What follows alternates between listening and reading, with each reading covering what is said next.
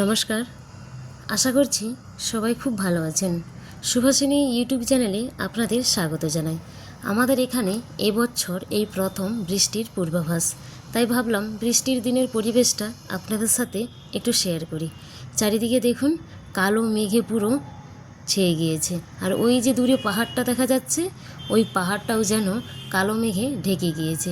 এমনিতেই পরিষ্কার মেঘে ওই পাহাড়টি একেবারে স্পষ্টই দেখা যায়।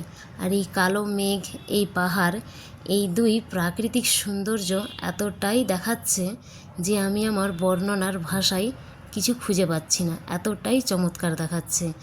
এই পাহাড়ের ভিডিওটা আমি আপনাদের সাথে আরেকবারও শেয়ার করেছি, পারলে আমার চ্যানেলে দেখে আসতে পারেন। সত্যি বলতে বৃষ্টির দিনে শুধু আমি নয়, প্রত্যেক মানুষেরই মন যেন একটি শান্ত ভাবনার পরিবেশ তৈরি করে, তাই না? এই গাছগুলো দেখুন, যেন একটি নতুনত্ব সবুজ রং আবার ঘুরে ফিরে পেয়েছে। আর ওই যে দূরে একটি পাখি, সেও যেন শান্ত মনে বৃষ্টির জলটিকে উপভোগ করছে। সেও যেন শান্ত মনে বৃষ্টির জলে স্নান করে চলেছে।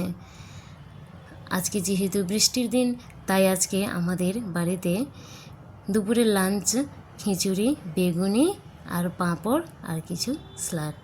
আমি এখানেই আমার ভিডিওটি শেষ করছি।